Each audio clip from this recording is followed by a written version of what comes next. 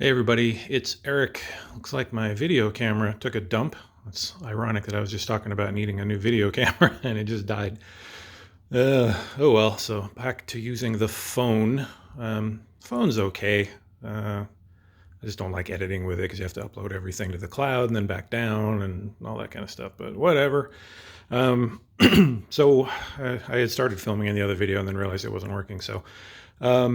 Today, I'm still waiting on a few parts to finish up the fan circuit and the brake lines. So I'm kind of in limbo again. So I think I'm going to attack the fuel tank today. It's been sitting there taking up space in my garage for a couple months now, I think. So I think I'll do that. My drive shaft shipped, which is awesome. So that'll be here this week. So next weekend we'll probably do that. Then we should have all the parts we need to wrap everything up under here. Wrap everything up at that point, get it ready to go. To get started with, I'm going to finish this thing up real quick here. I'm going to try painting that rod there. Let me get this out of here. Man, chunky today. Paint that rod black there so it kind of blends in a little bit better. And then I have the acorn nuts. Thanks for the suggestion on that. That was a good idea. Just kind of clean this up real quick because I got to let the paint dry on that thing. So I'll get that started while I'm doing this. And then I can get the car back on the ground. It's been sitting up in the air for a few weeks now and I don't like that. So, because I keep banging myself into this guy right here and I hit the valance a few times coming up from underneath the car and smacking into it. I hope I didn't damage the paint. So anyway, let me do that real quick and then we'll move on to the fuel tank. Just stick it in a box, give it a shot. Use this stuff. I'd probably rather use the epoxy, but I don't have any left, so I'll just try this stuff. I think it works okay. All right, so here we go. This is the Tanks Inc. Camaro model here, the EFI version. Here's all the parts it comes with. You have the fuel sender. This is the standard 90 ohm fuel sender. Pump assembly, pump. I don't remember which pump I got, if this is the 2 or the 4. Who knows?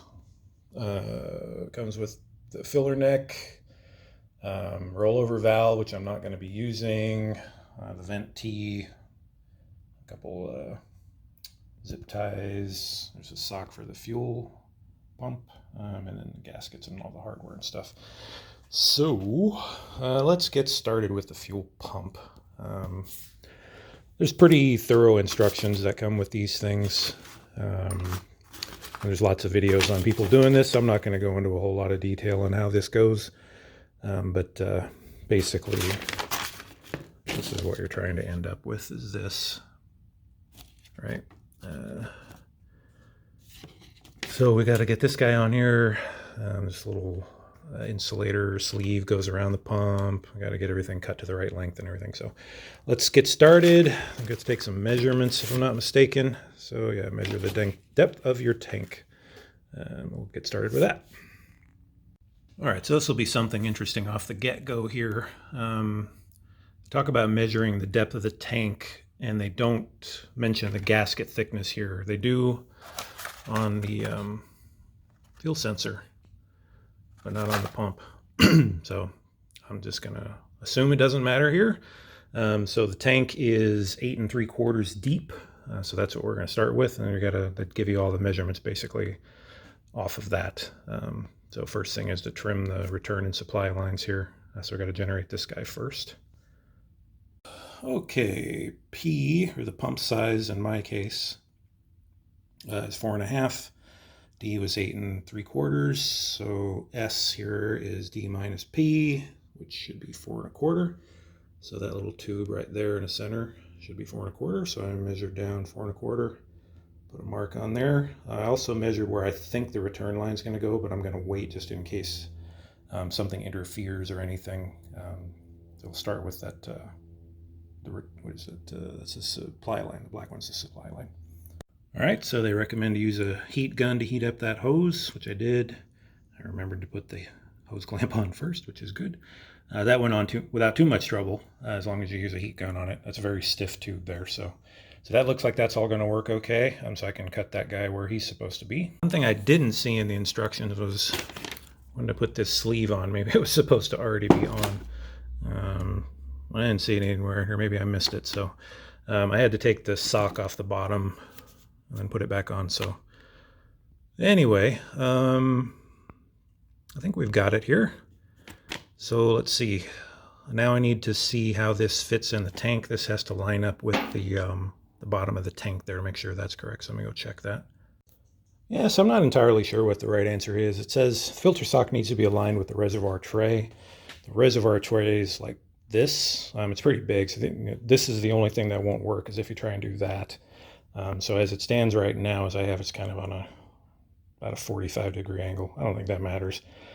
You know, should it be facing the back of the tank, the side of the tank? Yeah, put it somewhere in the middle. I think it's fine. So that's it for that. Just so you can see everything here. So these two clamps were on here from the factory, so I didn't do anything with it. I checked to make sure they're tight. Put this one on, the two zip ties. Let's get a picture of that so everybody can see it if it matters. And we'll do the wiring harness.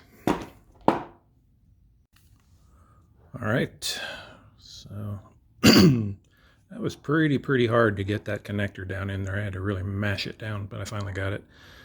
These guys you're supposed to tighten until you can't really move them anymore, and then not much more than that. Don't want to over tighten them, so hopefully I got that right. So this guy's ready to go in. So the last step is put some sealant on that. It's optional, but I'm going to go ahead and do it. So sorry, I got my hand in the way. I should put some sealant on that.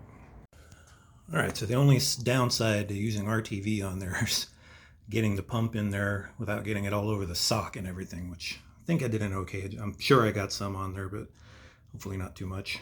So that guy's done.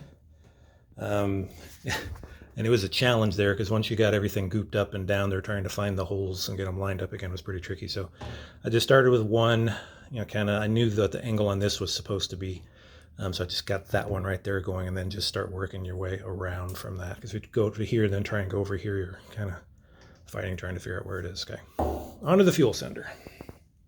All right, I have to admit the first part of these instructions confused me. It said, remove these two screws from the lower mounting bracket. These will be discarded. I'm like, what?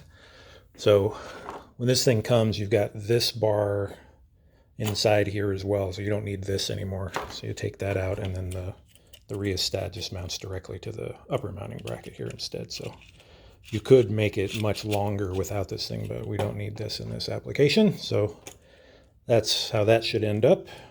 Now we have to do all the measurements and everything, figure out where this thing goes. This thing wants half of the tank's depth plus 1/8 of an inch. The tank was 8.75, 8 3/4, so half of that is 4 3/8, plus 1/8 is 4.5. I'll double check the depth to make sure it's the same in the other hole. It should be. As you can see, from the bottom of the mounting plate to the center of the pivot there is supposed to be the half tank depth plus 1/8, which is here is 4.5 inches. If I got that right, double check that. 4.5 inches. Okay. You need to cut off the bottom of this. So I've got to mark this to where I don't need this anymore. Chop that off. Yeah, I think that's about it. I'm gonna get that done. All right, hit that with a cutoff wheel.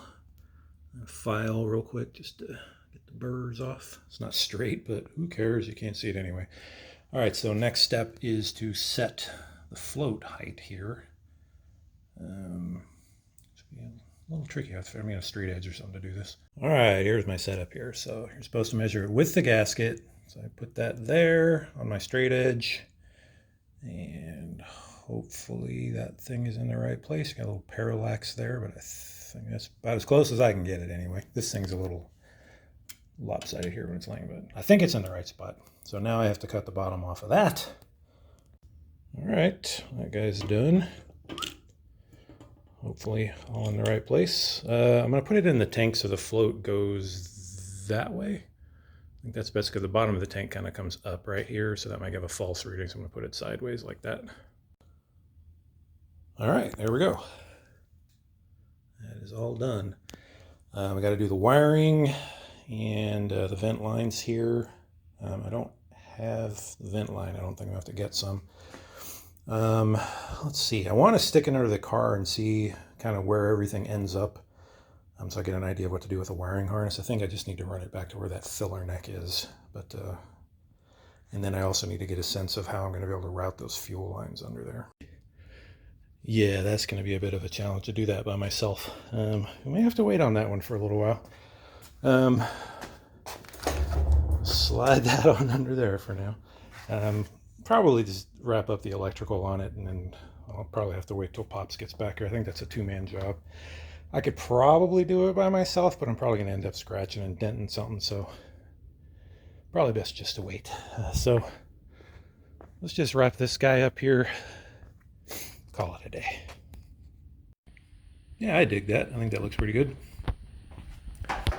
Painting that all thread black really helped it disappear back there, so that's good. I could put a acorn nut on that bottom one down there if I felt like it. I may have to get a shorter bolt for that to work though, so we'll just leave that for now. Yeah, that looks pretty nice. I'm happy with that. Let's see if it's straight. Can't tell. Oh well, I think it's all right. All right, that's going to do it for today, I think. I'm kind of beat.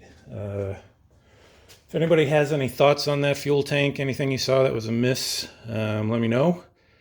And the rest of this, I think, is going to be okay. I said next week, drive shaft should be here. Again, I should be able to install that by myself. I think I'll be okay. And then we're back to the electrical and brake lines and stuff. And that's pretty much it. Have to finish, what else? Let me see, what else is left after that? We got to get the fuel lines run completely. So I have the one running from here to the back, but I don't have the ones on the tank. I've got to get the evap line all plumbed in. So yeah, there's a little bit of stuff left to do, but hopefully 4 more weeks or so at this pace might get there. Oh, we'll see. We're trying. We're working as hard as we can. Yeah. All right, that's going to do it, everybody. Thanks a lot. Catch you on the next one.